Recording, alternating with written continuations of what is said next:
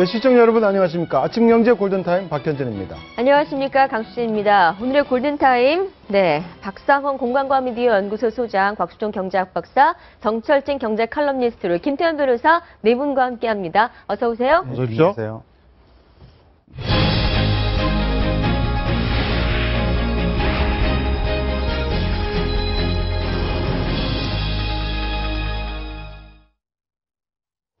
네, 요즘 어르신들 경로석 앉기도 눈치 보인다고들 하시는데 금융업계가 제공하는 경로 우대 서비스 꼭 챙기시기 바랍니다. 금융감독원이 어르신들이 알아두면 좋을 금융정보를 소개했다고 하는데 어떤 내용들이 담겨 있습니까?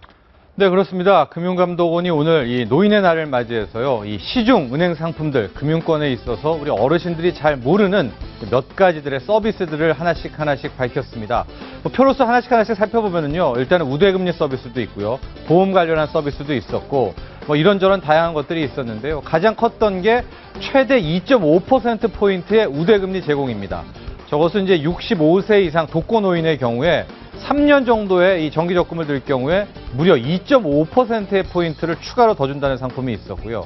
세 번째 항목을 보시면은 어르신들 중에서 이제 연금을 받는다든가, 기초연금 수급이라든가 이랬을 때 한 은행의 전용 통장을 통해서 저런 연금들을 수급할 경우에 우대금리뿐만이 아니라 다양한 혜택을 주겠다. 이런 내용도 있고요. 보험료 할인도 한번 집중해 보실 텐데요. 이 65세 이상 어르신들 중에서는 아직도 운전을 하는 분들이 많이 계십니다. 이 손해보험사들, 8대 손해보험사들이 힘을 합쳐서 앞으로 65세 이상 어르신들의 운전자 보험 같은 경우에는 5%를 할인해 주겠다. 이런 혜택들을 약속을 했기 때문에 이번에 발표한 것들 하나씩 꼼꼼히 챙겨보시면 좋을 것 같습니다. 네, 노인의 날을 맞아서 금융사들이 이런 방책을 내놨다고 하는데 금융사들 어르신들을 배려하는 숨은 이유가 있을 것 같습니다. 어떤 겁니까? 네, 그렇습니다. 현재 이 대한민국의 부의 분포, 자산 분포를 보면은요, 특히 55세 이상, 그 중에서도 65세 이상에 상당히 많이 몰려 있는 것을 알 수 있습니다. 물론 이 자산들이 대부분 부동산이긴 한데 최근 트렌드를 보면은 이제 부동산을 연금화한다든가 집을 판다든가 이러면서 65세 이상 어르신들에게 상당히 많은 이 현금성 자산이 몰리고 있다라는 것들을 금융권에서 캐치를 한 거고요. 그래서 아마도 이렇게 저렇게 이 금융권들, 65세 이상 어르신들이 가지고 있는 이 현금성 자산을 유치하자. 아마 이런 경쟁이 붙은 것도 같은데요. 이와는 또 별도로 65세 이상 어르신들에 대한 배려도 함께 포함되어 있는 것으로 읽으면 좋을 것 같습니다. 네, 금리를 더 주고 수수료 깎아주고 보험료 할인도 중요하지만 어르신들의 경우 가입하는 상품에 대한 이해가 어려운 경우가 많거든요. 그래서인지 내년부터 생긴다는 어르신 전용 창구, 여기에 대한 기대가 큽니다. 그렇습니다. 어떻습니까? 네, 오늘 발표한 이 금융감독원 자료를 보면은 실은 금융감독원 콜센터에 이 어르신들 전용 ARS가 있기는 합니다. 근데 그동안 시행을 해봤는데 이 어르신들 같은 경우에는 이 전화 자체, ARS 자체의 반감과 또 어려움을 많이 느끼셔서 빠르면은 연말, 이르면 내년 초에 아예 은행 한가운데 어르신들 전용 창구, 그러니까 65세 이상 어르신들이 들어오면 바로 갈 수 있는 창구를 하나 마련하겠다. 그게 이번에 발표고요. 아마도 1월 중에는 어르신들 이제 온라인이나 전화는 힘드시니까 창구로 보통 가셔서 이 어르신 전용 창구를 이용하시면은 좀 더 수월하게 은행 업무 보실 수 있을 것 같습니다. 네, 어르신들 어려워하시는 것 중에 하나가 또 하나 인터넷 뱅킹 아닙니까? 내년 상반기에 인터넷 은행이 문을 연다고 하는데 인터넷 은행이 일단 뭔가요? 네, 이 인터넷 은행은 아마도 어르신들을 위한 서비스는 아니고 어쩌면 젊은 40대 이하에 위한 서비스가 아닌가 보여지는데요.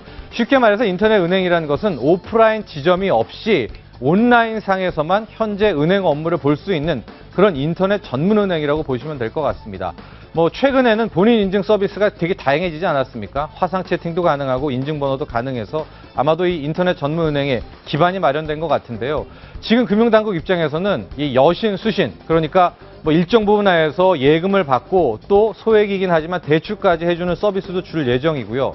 특히 환 업무, 그러니까 달러를 원화로 바꾼다든가 원화를 위안화로 바꾸는 이 외환 업무까지도 인터넷 전문 은행에 줄 방침이어서 아마도 올 상반기, 내년 상반기에는 예비은행, 내년 이맘때쯤에는 한 2곳 정도의 인터넷 전문 은행을 만날 수 있을 것 같습니다. 네, 그런데 이미 지금 인터넷 뱅킹이 굉장히 대중화되어 있지 않습니까? 이런 상황에서 인터넷 뱅킹, 인터넷 은행하고의 차별성은 거의 없어 보이는데 특별히 금리 인하라든지, 금리를 더 준다든지 이런 혜택이 있지 않고서야 어떻습니까? 이런 차별성이 부각이 될까요? 그렇습니다. 가장 큰 지적이 과연 오프라인 은행과 인터넷 은행으로 갔을 때 어떤 것이 부가가치를 창출하는가의 문제입니다.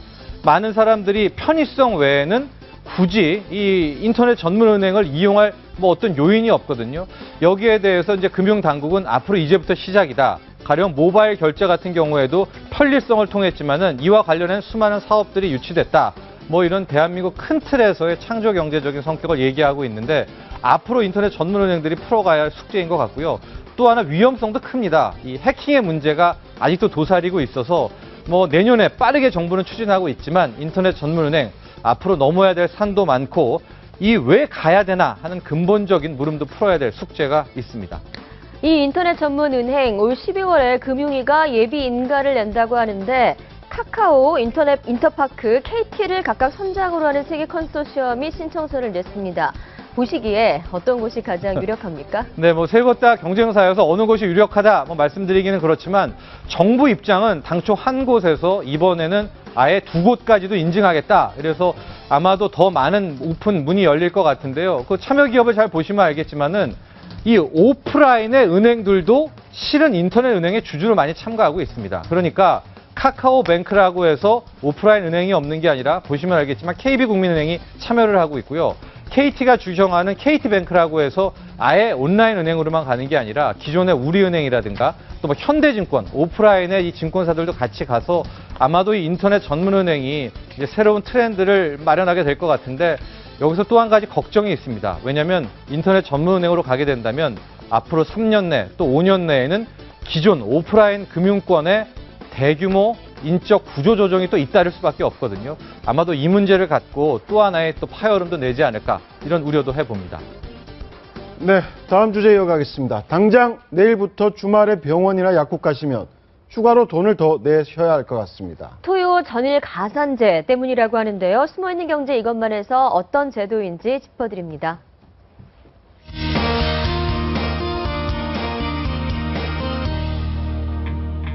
네, 오늘은 조금은 생소하게 들리는 토요 전일 가산제에 대해 알려드리겠습니다.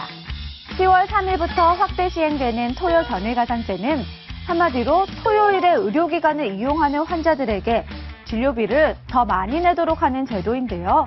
지금까지는 토요일 오후에 한정되던 진료비 가산이 이제는 토요일 오전까지 확대된다는 얘기입니다. 단 병원급 이상 의료기관에는 적용되지 않고 의원급 의료기관이나 약국을 이용할 때에만 적용되는데요. 평일과 비교했을 때 진료비와 조제비를 30% 더 내야 합니다. 따라서 초진 기준으로 평일은 총 진찰료 14,000원 중에서 4,200원만 본인이 부담하면 되지만 토요일에는 오전 오후에 관계없이 여기에 1,000원을 더해서 5,200원을 본인이 부담해야 합니다. 또 토요 전일 가산제 시행으로 환자 부담이 커지면서 일부 의원과 약국에서 본인 부담금의 일부 또는 전부를 면제해주겠다며 환자를 유인할 수도 있는데요. 이는 명백한 불법 행위이니 그런 꼬임에 넘어가지 않도록 주의해야겠습니다. 그럼 숨어있는 경제 이것만, 다음 시간에는 더 유익한 정보 가지고 돌아오겠습니다. 네, 태어난 나라를 모국이라고 하고 쓰는 말을 모국어라고 하는 이유, 모든 것을 품는 바다와 같은 어머니의 본성이 반영된 말일 텐데요. 이런 천륜을 거스른 비정한 어머니가 충격을 주고 있습니다. 김태현 변호사가 어떤 사건인지 설명해 드립니다. 13년 만에 얻은 귀한 딸을 찜통에 빠뜨려서 죽인 충격적인 사건이 발생했습니다. 사건 발생 일시는 9월 30일 오전 7시입니다. 서울 양천구 다세대 주택이고요. 피의자 어머니 김모 씨는 40세입니다. 이 김모 씨, 결혼 13년 만에 남편과 사이에서 귀한 딸을 얻습니다. 생후 53일 된 딸입니다. 이 부부는 평소에도 사이는 좋지 않았다고 합니다. 특히 딸이 태어난 이후에는 육아 문제로 많은 다툼이 있었다고 하는데 사건 전날에도 남편과 심한 부부싸움을 했습니다. 그런데 이 와중에서 남편이 충격적인 말을 하는 것이죠. 이혼하자. 이혼하면 딸은 내가 키울 건데 내가 키우다가 잘 못하겠으면 보육원에 맡길게. 이 말이 충격이었던 걸까요? 그 다음날 아침 이 어머니는 딸을 화장실에 있는 물이 담겨 있는 찜통에 상반신을 입사를 시킵니다. 그리고 우는 딸을 뒤로하고 화장실 문을 닫고 집을 나옵니다. 그리고 남편에게 메모를 남기죠. 딸은 내가 좋은 곳으로 데려갈게. 행복하게 살고 싶었는데 이렇게 끝나네. 미안해. 이런 메모를 남기고 잠적을 합니다. 결국 딸은 싸늘한 실신으로 발견됐고 이 어머니는 소래포구 근처에서 경찰에 체포됩니다. 결국 본인도 딸을 죽이고 나서 그 죄책감에 빠진 나머지 자살을 하려 했던 것으로 보입니다. 이 어머니가 이렇게 한 뒤에는 나름대로의 이유는 있었을 겁니다. 하지만 시청자 여러분, 세상에서 가장 큰 사랑이 어머니의 사랑입니다. 그리고 어머니는 어떠한 경우에도 자식을 보호해야 될, 자식을 사랑해야 될 의무가 있습니다. 이런 의무를 버린 이 어머니, 어떠한 이유를 되든 간에 본인의 책임, 본인의 죄 피할 수 없을 것입니다. 지금까지 김태현의 사건 브리핑이었습니다. 네, 어머니인 김모 씨는 나이 만으로 40이니까 한 네. 26, 7 정도에 결혼을 해서 13년 만에 어렵게 귀한 자식을 얻었지만 결국 자기 손으로 네. 살해를 했습니다. 제정신이었을지가 궁금한데 가족들의 이야기 한번 들어보실까요? 저희도 몰라요. 가족인데도 우울증이 있었어요.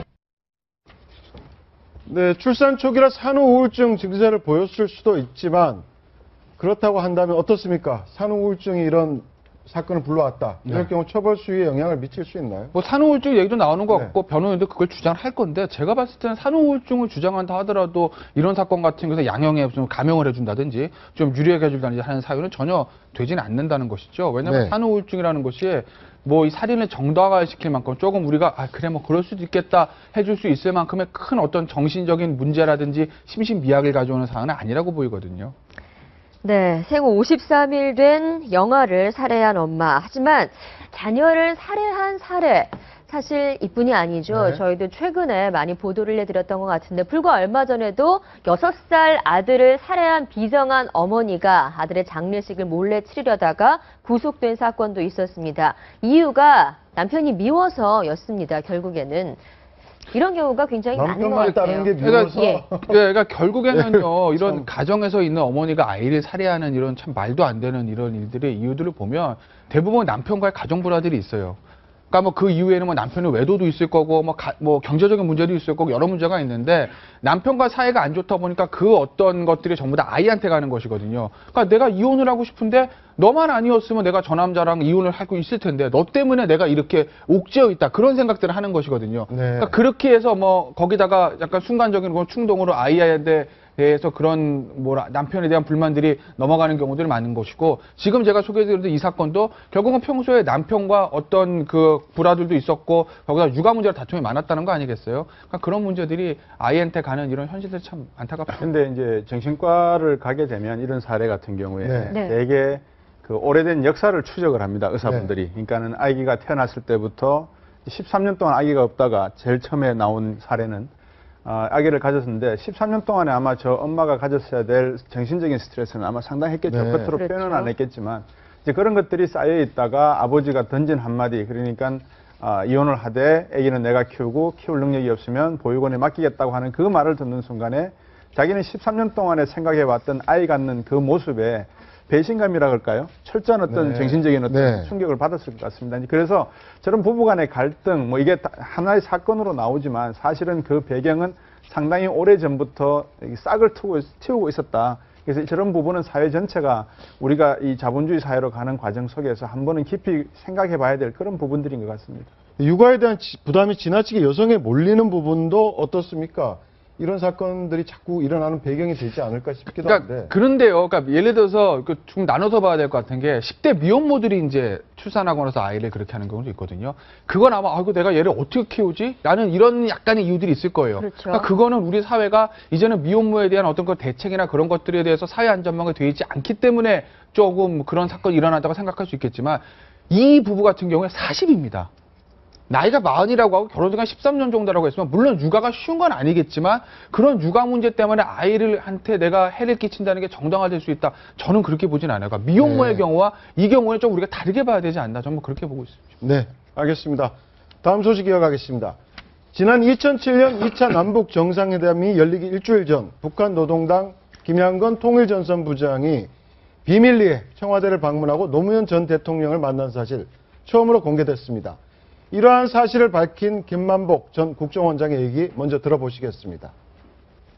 남북 정상회담의 필요성을 강조하지만은 그러면서도 또 김양근 부장의 역할 그리고 국정원장으로서의 나의 역할이 얼마나 역사적으로 중요한지를 설득력 있게 설명을 하는 그런 내용으로 장문의 편지를 써서 김정일 위원장님의 그 의견을 포함한 북측의 의견을 가지고 이제 남쪽으로 내려왔죠. 그 말씀입니다. 그래서 내려와 우리에게 설명도 하고 대통령님께도 설명을 드리고는.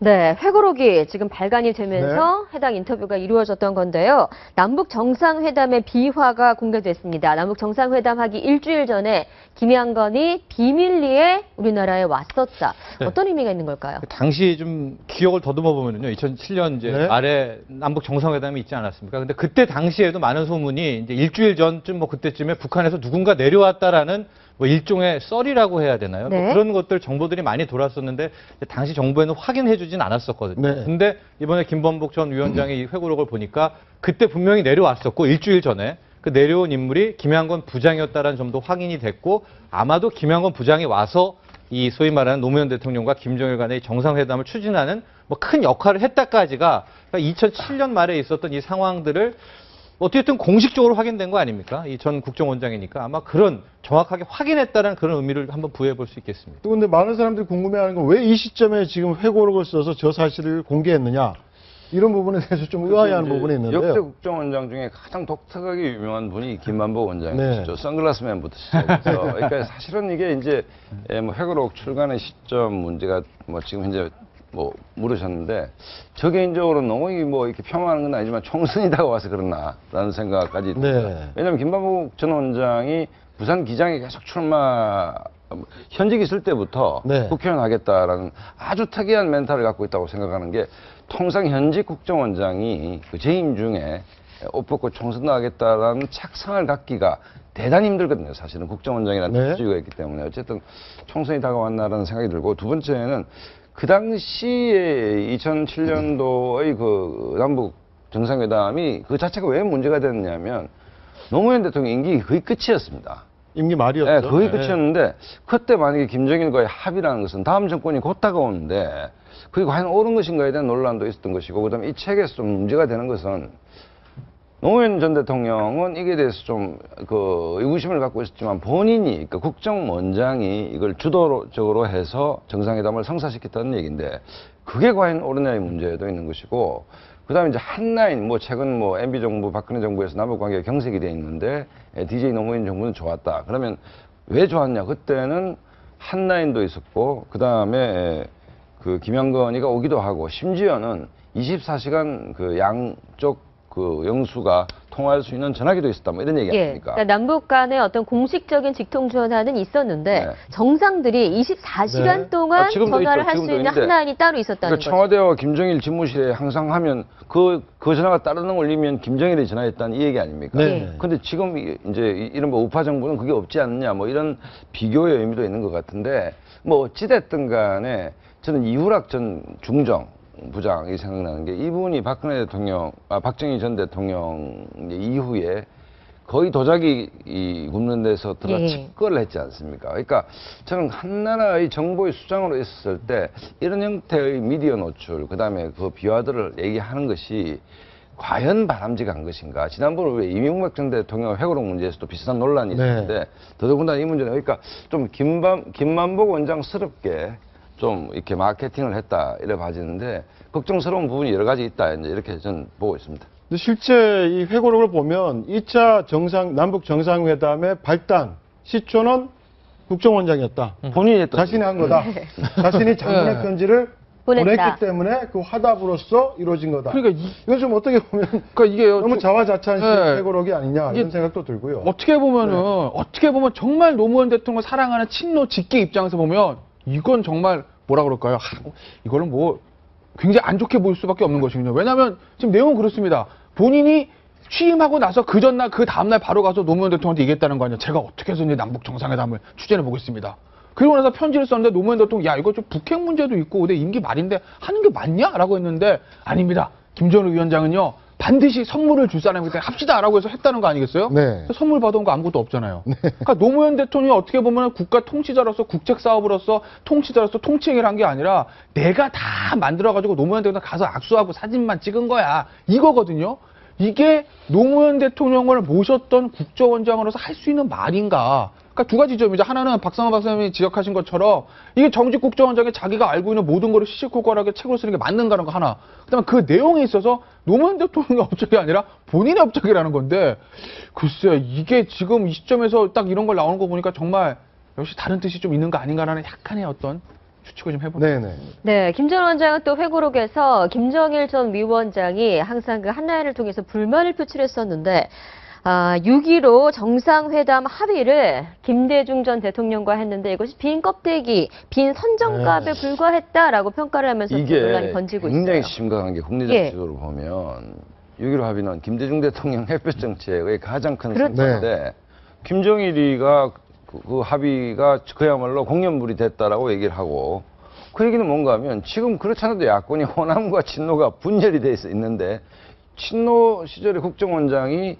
DJ 때 햇볕 정책의 최대의 성과인 6.15가 그것도 김정일 입을 빌려서 공연물이 됐다라고 얘기한다면 이거는 만약에 박지원 지금 의원이 어떤 이미 당장 발끈했습니다. 발끈했습니까? 예, 발끈하겠죠. SNS에 글을 올렸죠. 발끈할 수밖에 없는 그러니까 뭔가 철이 없는 건지 뭐 좀 이해가 잘 안 가는 그러니까 저 문제를 김학우 의원이 뭐 김정일 그러면 저것도 이해가 안 가는 것이 김정일 위원장이 노무현 전 대통령에게 직접 전해서 한 얘기를 자기가 들은 것도 아니고 그래서 어쨌든 간에 이 책의 신빙성 자체가 저는 좀 의구심이 간다는 생각도 좀 들고 뭔가 어떤 정치적 목적을 두고 마케팅용 책을 만드는 거 아닌가 뭐 이런 생각도 드는데 어쨌든 저 얘기는 굉장히 심각한 내용을 담고 있다. 쉽게 말해서 DJ가 깔아놓은 고속도로 위를 노무현이 달려간 것이 아니고 북한 입장에서 김정일의 육성을 통해서 김대중과 김정일의 합의 자체는 공연물이 됐다. 빈성냥갑이 됐다라고 네, 선전답이 북한의 됐다. 공식적 입장이 그래 나온 것이라면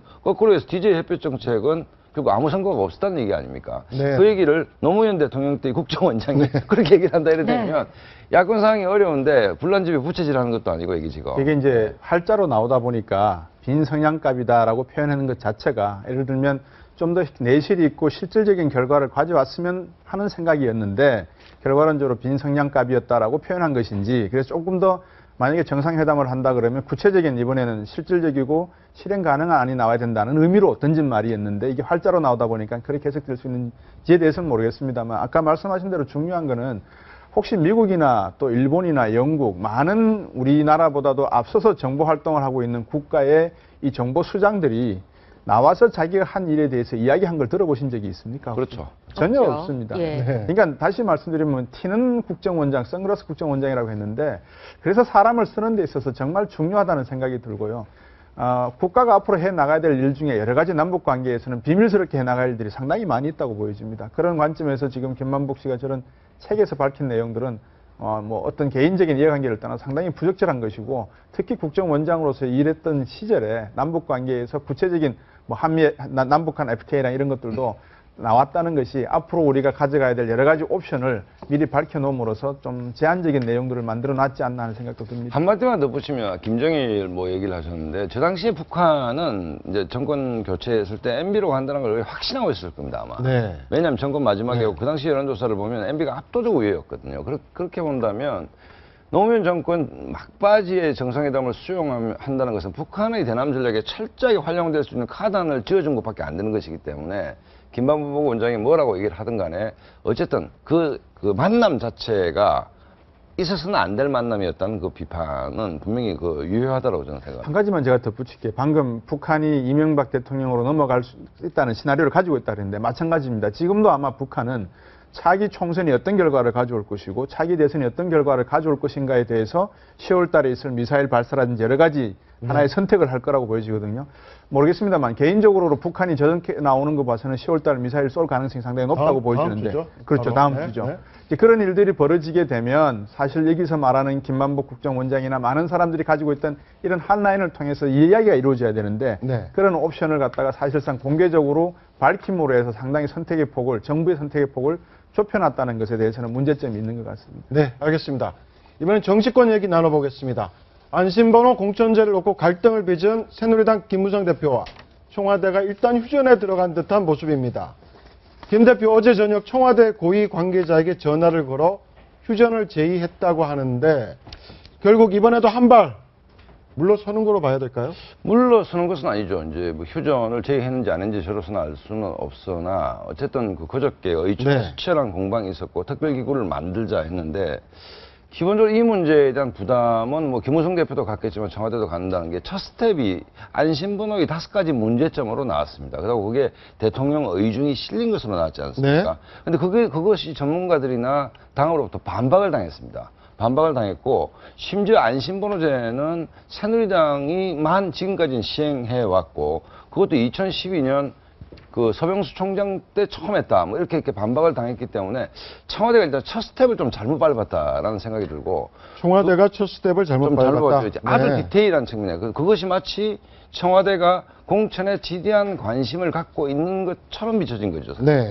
그래 된 것이고 그다음에 의원총회 열렸는데 의총 분위기에서 여러 의원들 얘기를 들어보면 그 분위기가 생각보다 격렬하지는 않았다는 얘기입니다. 그러니까 친박 비박 각자 할 말은 했고 그다음에 특별기구를 만들어서 이제 뭐 예를 들어 김무성 대표가 안심번호제에 집착하는 것이 아니고 일관되게 민주적 방식의 공천, 상향식 방식의 공천을 얘기하고 있는 것이고 그 부분에서 만약에 물러났다라고 한다면 그거는 철수라고 봐야 되겠지만 어제 뭐 당무 보이콧까지 하면서 그 입장에서는 완고한 입장을 보이고 있기 때문에 다만 일단 청와대의 부담이 상당히 큰 게 아까 말씀드렸듯이 공천에 대한 영향력을 끼칠 의도가 아니면 굳이 그렇게 적극적으로 반박할 이유가 뭐가 있냐 이 문제가 하나 있는 것이고 또 하나는 대통령의 고공 지지도가 당신들이 국정 운영의 동력으로 삼으려고 하는지 아니면 공천 경쟁의 동력으로 삼으려고 하는지 비판이 있는 것이죠. 그렇기 때문에 이 싸움을 장기전으로 갔을 경우에는 기본적으로 지금 정기국회고 노동개혁 청년 일자리 문제가 있는데 굉장히 어쨌든 공밀할 수 있는 위기감이 청와대도 있는 것이고 김무성 대표도 마찬가지인 게 뭔가 하면 이른바 뭐 진보 매체에서는 싸우라 하지만 누가 뭐라 하더라도 현재의 부동의 그 여권의 1인자는 박근혜 대통령입니다. 뭐 지지도가 어떻든 간에. 근데 대통령과 어쨌든 맞서는 모양새는 그것은 역대 정권을 보더라도 그건 서로 파국이거든요.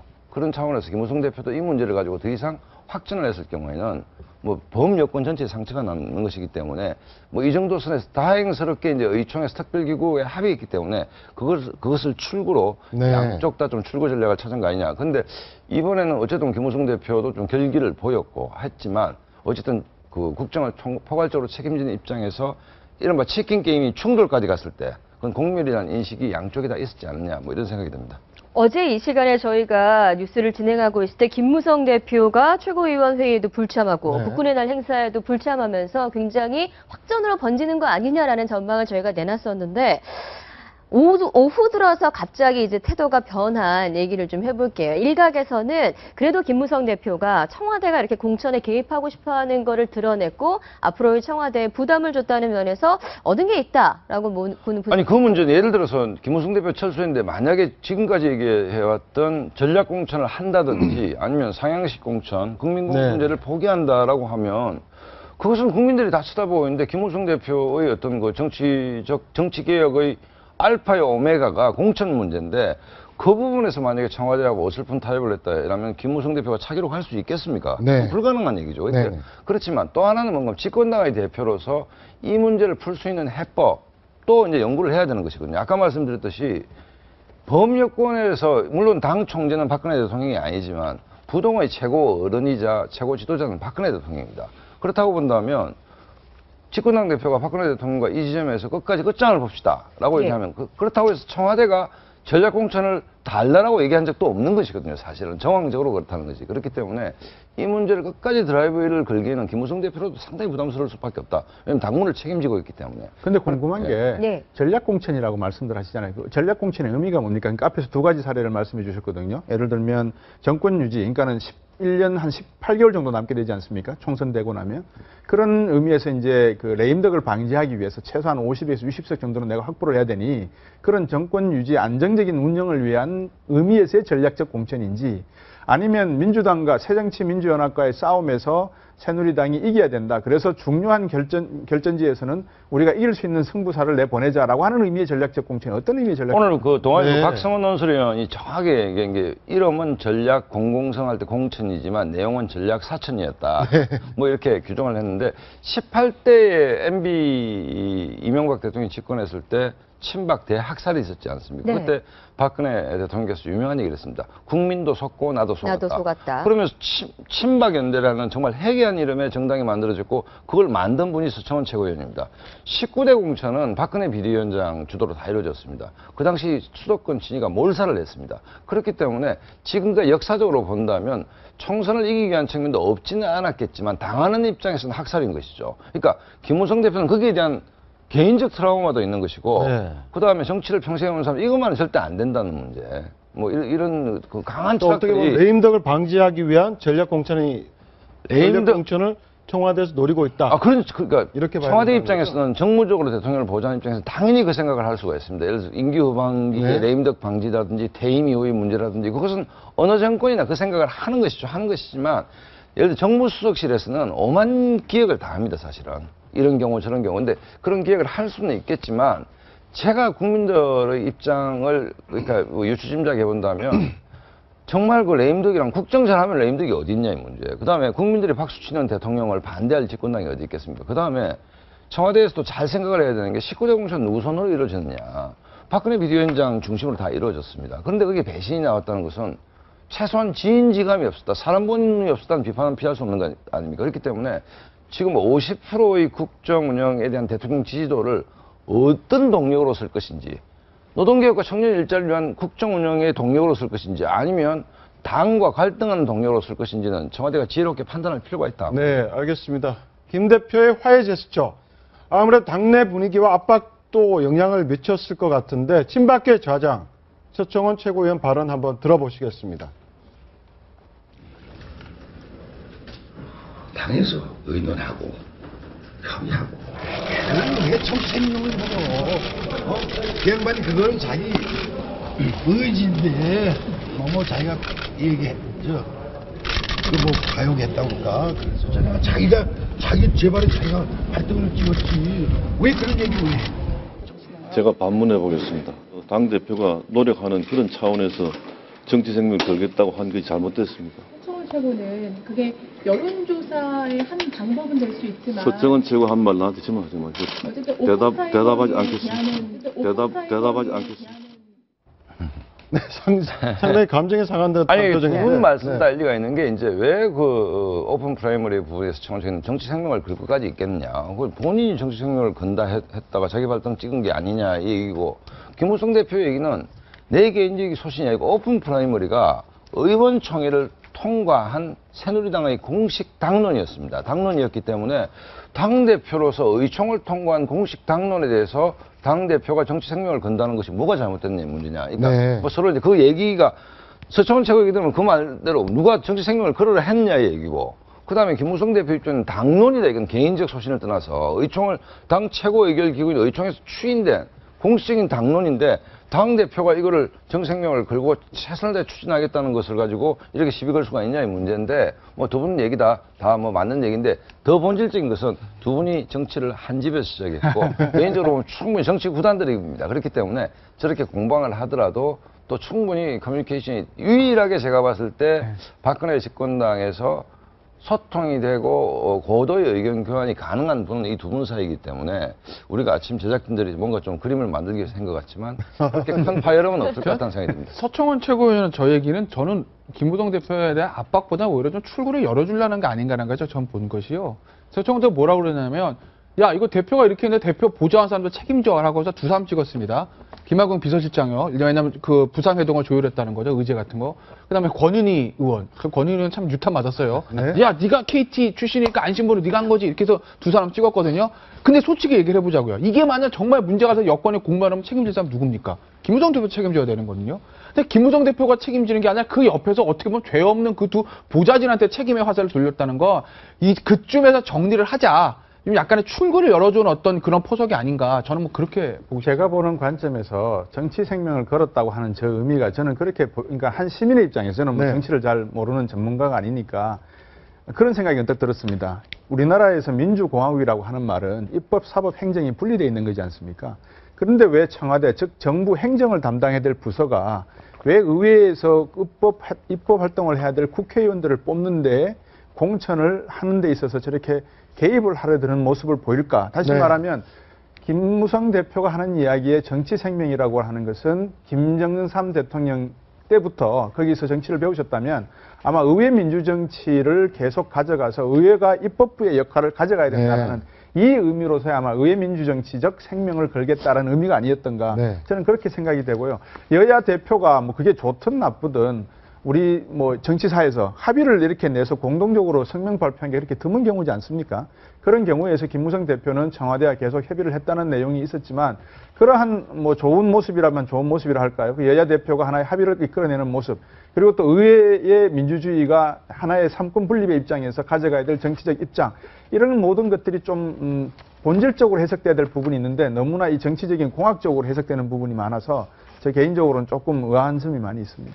네, 김무성 대표의 입장 변화에 대해서 아무래도 청와대와의 진실 공방 또한 네. 부담이 되지 않았겠느냐라는 분석도 있습니다. 바로 지난 28일에 문재인 대표와 만나기에 앞서서 26일에 청와대 관계자와 만나서 협의를 했다라고 말하자 청와대가 무슨 소리냐, 우리는 반대 의사를 밝혔다라고 하면서 그 청와대 관계자 바로 현기환 정무수석이다라고 공개까지 하지 않았습니다. 현기환 수석하고 김무성 대표는 아주 가깝습니다. 그렇죠. 현기환 수석이 정계 대표를 시킨 게 아마 제가 김무성 대표로 알고 있습니다. 네. 이렇게 두 분 아주 가까운 문제고, 저 문제가 이제 왜 중요했다고 제가 생각하는가 하면, 이제 친박에서 비판할 때 대통령이 외유 중에 이런 중요한 문제를 할 수 있느냐라는 얘기였는데, 그 김무성 대표님이 억울하죠. 그러니까 현기환 수석하고 충분히 이 문제를 가지고 문재인 대표하고 26일 날 하겠다. 뭐 이렇게 뭐 통보를 해도 괜찮은 것이죠. 당대표가 하는 것이니까 청와대에서 감나라 변화라 할 건 아니지 않습니까? 그래 얘기했다는 것인데, 어제 이제 현기환 수석은 반대를 했는지 우려를 표명했는지 뭐 어쨌든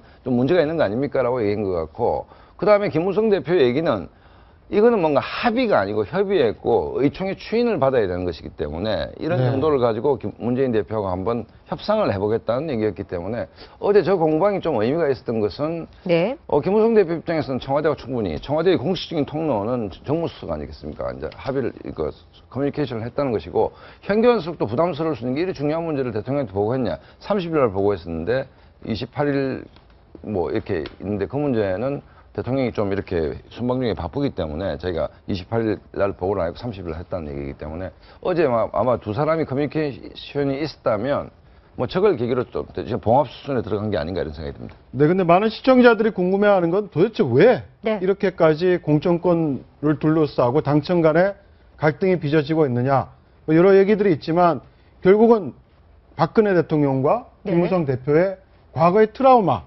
그리고 정치력이 상당한 영향을 미쳤을 거라는 분석이 나오고 있고, 이거 어느 정도 설득력도 있는 것 같아요. 박근혜 대통령 예. 같은 경우는 여론조사에 대한 거부감을 가질 수밖에 없지 않습니까? 그러니까 이제 박근혜 대통령의 여론조사 거부감이라는 거는 이 안심번호 국민공천제라는 게 결국 여론조사 한다는 거 아닙니까?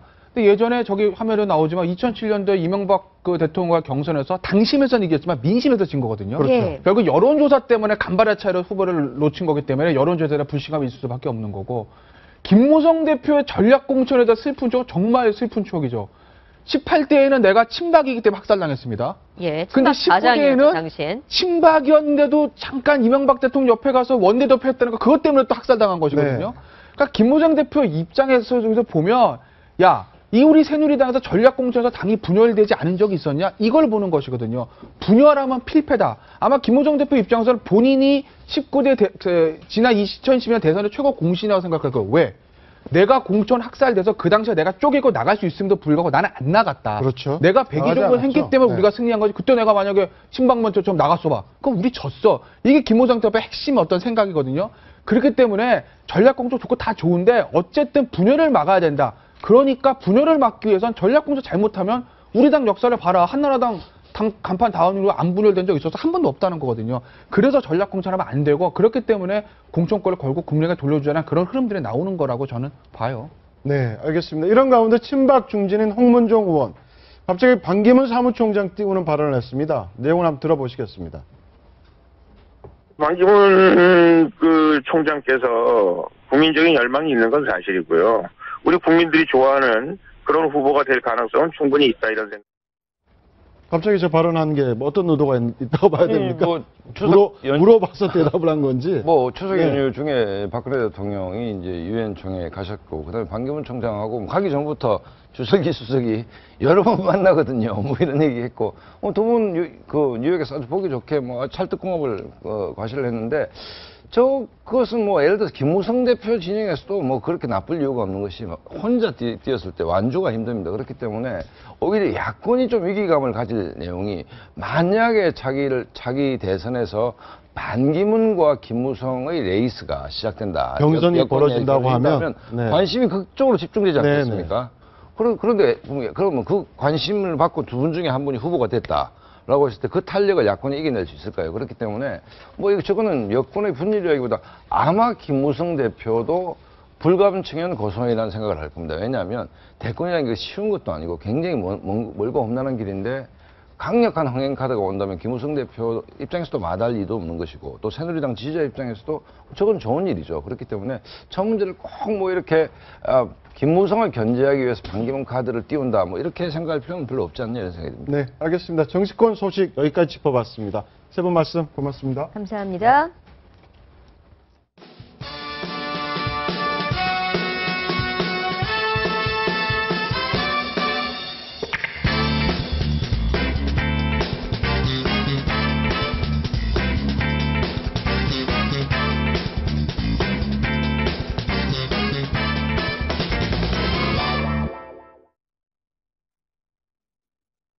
아침을 뜨겁게 달군 연예계 핫 이슈를 키워드로 풀어봅니다. 정철진 평론가와 함께 류대산 연예 전문 리포터 새롭게 모셨습니다. 어서 오세요. 안녕하십니까? 네, 연예계 핫 이슈 첫 번째.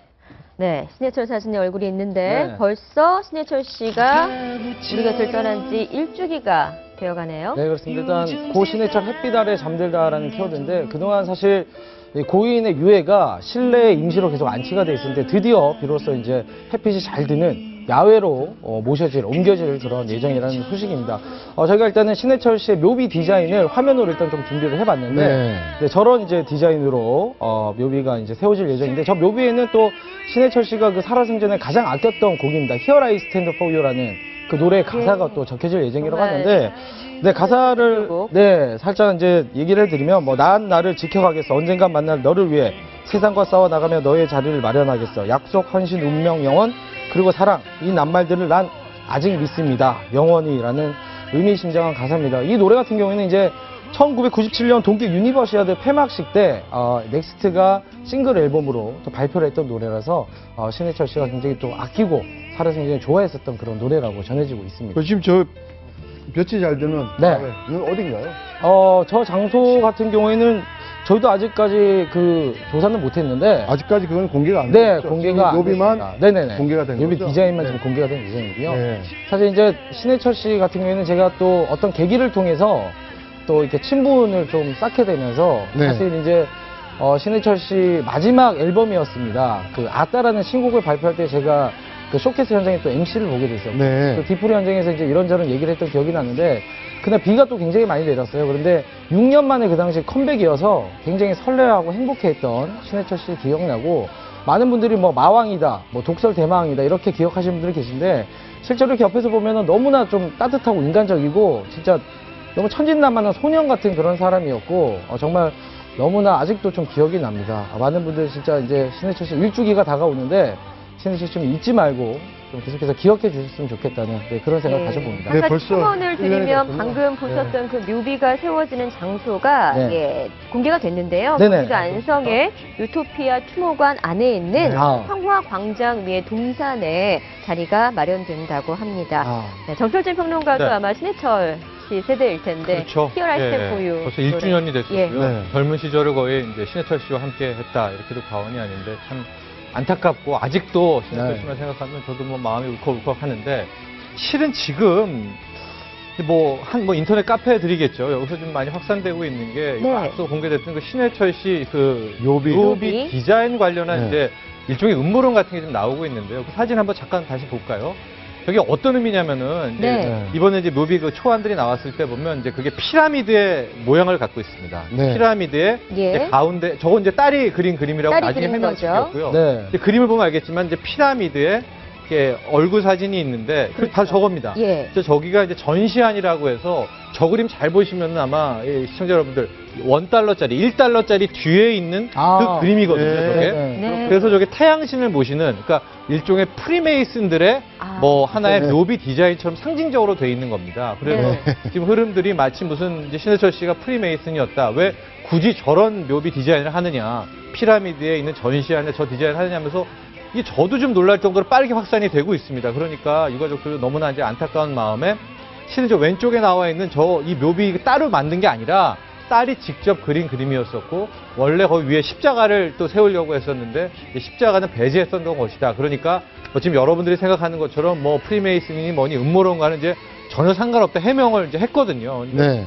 참으로 저런 식까지도 이게 이야기가 퍼져 나오니까 참 신해철 씨 또 유가족 또 팬들이 좀 안타까움이 컸다 이렇게 보면 될 것 같습니다. 네.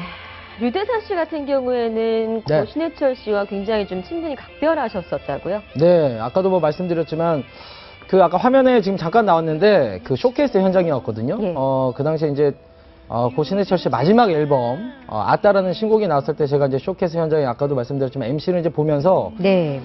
디프로 현장에서 뭐 진짜 그날 이런저런 얘기를 많이 나눴습니다. 그날이 이제 제가 신해철 형님을 본 마지막 자리였었습니다. 네. 그리고 이제 몇 개월 뒤에 그런 정말 비보가 들려서 저도 너무나 놀랬고, 네, 마지막 이제 가는 길까지 제가 함께 갔었는데, 사실 정말 좀 믿기지가 않았습니다. 그때 이제 쇼케이스 현장에서만 해도 이제 6년 만에 컴백이어서 너무나 행복해하고 정말 열정적이었고, 정말 열심히 잘해보자라는 어떤 그런 모습이었는데, 불과 시간이 얼마 지나지 않아서 또 그런 비보를 받으면서 정말 또 마음이 안타까웠고, 네, 너무나 좀 슬펐던. 네, 근데 당초 이 추모비 네. 기일인 27일 날, 지난달 27일 날 설립하기로 했었는데 네. 이게 늦춰진 이유가 있다면서요? 여러 가지 지금 전시 행정에 대한 이야기인데, 네. 그러니까 1년 전으로 뒤돌아보면 처음에 이제 신해철 씨 사망하고 나서부터는 이제 두 군데 지자체에서 모두가 막 더 앞서 나섰습니다. 그러니까 이제 강북구 번동은 학교를 다녔던 곳이니까 서울시도 박원순 시장이 나서서 막 좀 뭐 하고 추모비 걸린 뭐 이런 걸로 하려고 했었고, 성남시 쪽은 이제 분당에 또 음악실이 있기 때문에 성남시에서도 막 대대적으로 할 것 같았는데 지금 1년이 지난 이쯤에 와서 보니까 지금 뭐 추모비 건립이라든가 뭐 공원이라든가 거리라든가 완전히 이게 뭐 흐지부지라면은 참 너무 과격한 표현이긴 하지만 완전히 이게 좀 멈춰진 그런 상황이거든요. 그러니까 불과 1년 전에 막 그렇게 팬들이 나설 때는 이렇게 뜨겁게 하던 곳들이 또 1년이 지나면서 이렇게 마치 없었던 일처럼 되니까 참 이게 참 안타까운 일이죠. 네. 다음 네. 주제. 네, 네. 분위기를 조금 바꿔보도록 네. 하죠. 다음 키워드 가보도록 하겠습니다. 네, 다음 키워드는 바로 당구 여제 김가영 또 우승컵 접수라는 키워드인데요. 정말로 이 말 그대로 당구 여제입니다. 올해만 벌써 3번째 우승이라는 네. 소식을 지금 전해주고 있는데 과연 김가영 선수 올해 어떤 전적을 보였는지 한번 보도록 하겠습니다. 먼저 2월에 WPBA 마스터즈의 준우승을 또 차지했고요. 그리고 7월에 WPA 9볼 차이나 오픈의 우승, 9월에 CBSA 레닌강 9볼 오픈의 우승, 10월에 WPBA 왕중왕전에 우승을 하면서 올해만 벌써 3번의 우승을 차지했다는 정말 당구 여제에 걸맞는 그런 대단한 어떤 전적을 보여주고 있습니다. 근데 제가 알기로는 당구 여제 그럼 차유람 선수 네. 많이 거론하지 않았습니까? 네, 아마 그래서 김가영 씨도 많이 그랬는데 두 분이 굉장히 라이벌인 걸로 알려져 라이벌이기도 있어요. 하고요. 저 앞서 이제 우승 3번에 US 오픈도 우승한 경력이 있습니다. 네. 그러니까 골프에도 그랜드슬램, 그러니까 테니스에도 그랜드슬램이 있는데 당구에도 있거든요. 그러니까 김가영 선수가 그랜드슬램을 이제 달성을 한 겁니다. 네. 올해 차이나 오픈까지 우승을 하면서. 근데 항상 보면은 이제 외부에는 차유람 선수가 훨씬 더 주목을 받고 또 차유람 선수 같은 경우에는 올해 결혼도 하고 그래서 이제 한 스포트라이트가 차유람 선수 쪽으로 갔는데 이제 김가영 선수 같은 경우에는 내가 실력이 최고고 내가 그러는데 왜 언니가 봤지? 이제 이런 식의 컴플렉스. 얼짱이 뭐지? 라는 말을 했네요. 뭐 그런 얘기 이게 일단 뭐 하고 있죠. 네, 말씀하신 것처럼 일단 김가영 선수 같은 경우에는 그 당시에 이제 얼짱 열풍이 많이 불었어요. 네. 아름다운 미모의 선수들이 나오면서 그래서 한 매체 인터뷰에서 아니 실력이면 됐지 얼짱이 뭐가 중요하냐 약간 이제 이런 얘기를 잠깐 했었고 차유람 선수 같은 경우에는 이제 2007년도에 이제 경기 후에 한 매체와의 인터뷰에서 실제로 너무 예뻐서 부담이 된다라고 아마 그 당시에 본인의 경력에 비해서 많은 언론과 매체들의 관심을 받다 보니까 이런 또 솔직한 발언을 또 하지 않았나라는 생각이 들고 그리고 한주희 선수 같은 경우도 본인의 미모 예쁜 거 아니야라고 물었더니 조금 예쁜 정도라고 이제 얘기를 하면서 하지만 저는 실력도 있습니다라고 이제 당찬 발언을 했던 그런 또 김가영 네. 선수가 차유람 선수 또 선배죠. 그렇습니다. 너무 분해서 이불킥까지 이불을 차기도 했다는 얘기도 들고 울면서. 네, 굉장히 좀 이게 좀 지금은 뭐 전혀 그렇지 않다라고 얘기를 하지만 그 당시에는 20대 때 어떻게 나도 분명히 실력이 많고 좋은데 왜 어떻게 차유람 선수한테만 모든 관심이 쏠리냐 이런 거에 대해서 진짜 이불킥 뭐 한 번쯤은 다 차보셨잖아요. 어떤 이유에서건. 근데 이불킥을 또 굉장히 차면서 좀 서러웠었다. 뭐 이런 얘기를 좀 하긴 했습니다. 하지만 지금은 뭐 전혀 개의치 않고 있다라고 얘기를 하더라고요. 네, 알겠습니다. 지금까지 연예계 소식 짚어봤습니다. 고맙습니다. 네, 고맙습니다. 감사합니다. 네, 지금까지 아침 경제 골든타임이었습니다. 고맙습니다.